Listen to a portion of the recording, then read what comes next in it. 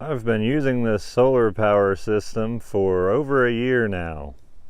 We just added this row of top panels. We originally only had these 18 here, and these 3 particularly right there are dedicated to the hot water heater.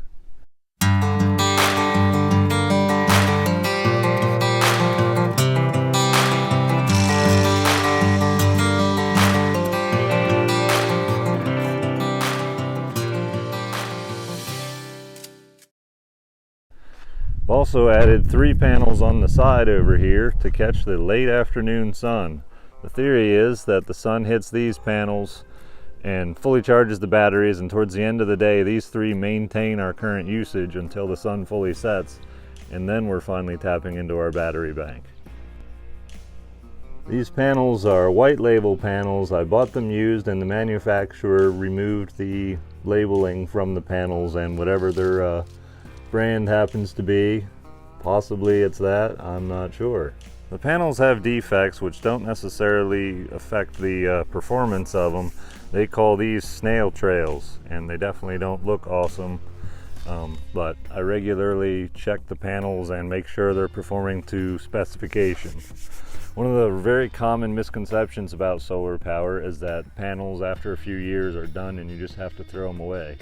But they have a very predictable degradation rate over time, and they'll continue for the most part to put out power, and it'll be less than it was originally, but I really shouldn't have to replace solar panels for a long time, and it will probably be in the process of an upgrade.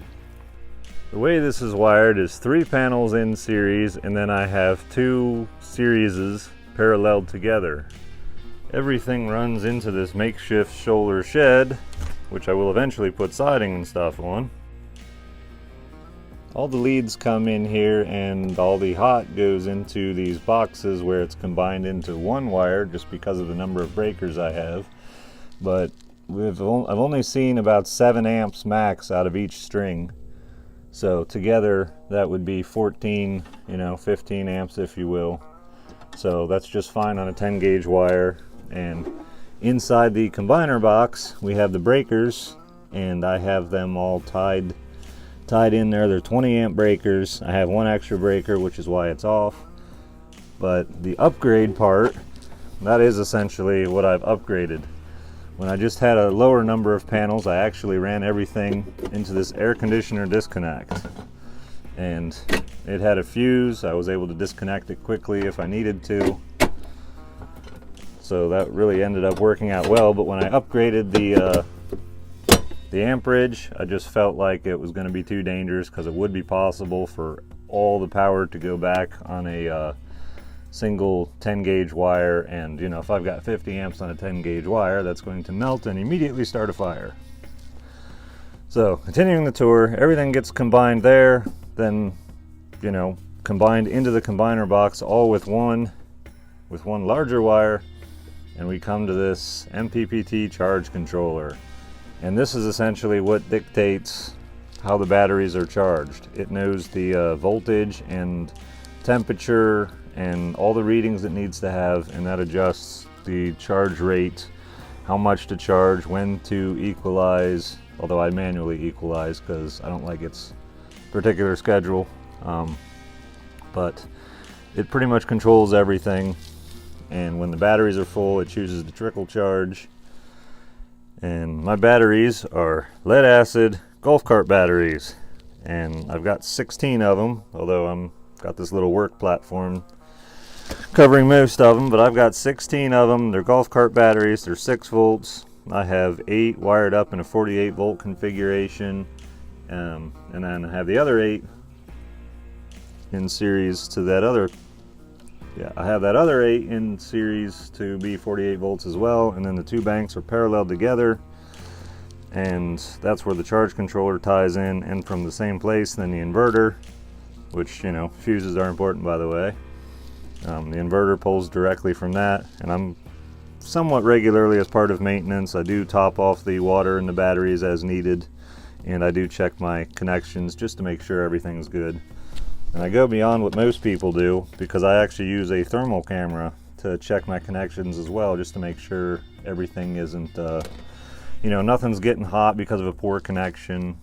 It's just stuff I like to keep an eye on, because if there's a problem with something like this, it could be pretty bad. I should also mention, from the inverter, I actually get 220 out of this inverter, so I have two separate legs of 110 that run up into the regular AC panel, and you see these wires, these are 20 amp breakers, and they go to my buildings. But this inverter is actually a really nice inverter. It weighs like 60 pounds, but it is 4,400 volts. No, scratch all that, edit that part of the clip. It is 4,400 watts, and it is a 48 volt inverter, and the 220, it has a 8,000 watt surge for a full second, which, depending what you're running, if you're running a lot of stuff, if you've got an air conditioner kick on at the same time you've got other stuff running, that will help absorb that. And yes, we do run air conditioning off of this in the summertime. We've got extra sunshine, so there's no reason not to. One of the very common questions I get is about batteries. I'll touch on it. People really like lithium-ion batteries, and I don't like their reliability track record at this point. This is my only power source. I'm not tied to the grid, so I can like feed electricity back to them and then you know, receive it when I don't have it. This is it, and lead acid has a very good track record. It's also a little bit better in the cold, so as it gets cooler, my batteries are below grade here, but as it gets cooler, I don't have to worry about a significant loss of power. They do lose some power, some storage capacity, but it's nothing like lithium ion. So, and I believe the fire risk is much more limited. The other important thing to keep in mind is ventilation with lead acid batteries. They do need to be ventilated because they do produce hydrogen. So this whole box has ventilation built into it just to be safe. One very unique feature to my solar power setup is actually the fact, I've got these on here pretty tight, but it's actually the fact that I have a water heater in the camper, and I can choose, depending, this switch right here, this pull, I have one pull and I've got two different boxes. When I put it in here, it reroutes the power to the heating element in my water heater and heats it up with the DC directly. It's about 110 volts with 3 panels. And then when I'm not doing that, I have it go to the battery bank. So I can pretty much choose if I want extra power in the batteries or if I want to turn on the water heater. And I do have several safety things to make sure that the water doesn't get too hot.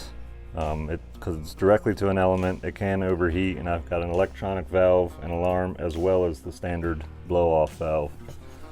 But this is kind of a unique, it's a little more manual operated. There's a lot more automation you can do and use AC, but I like to have everything separated out so that if for some reason, you know, I've got something going on with the electronics and everything, or the batteries, I could still do hot water without changing any of my operations. So it's very nice to have hot water, hot showers. But that is the brief solar tour overview. Hopefully I didn't miss anything. It's definitely a budget system, and there's some things that you would do differently if you were grid tied or if you had lots of unlimited money.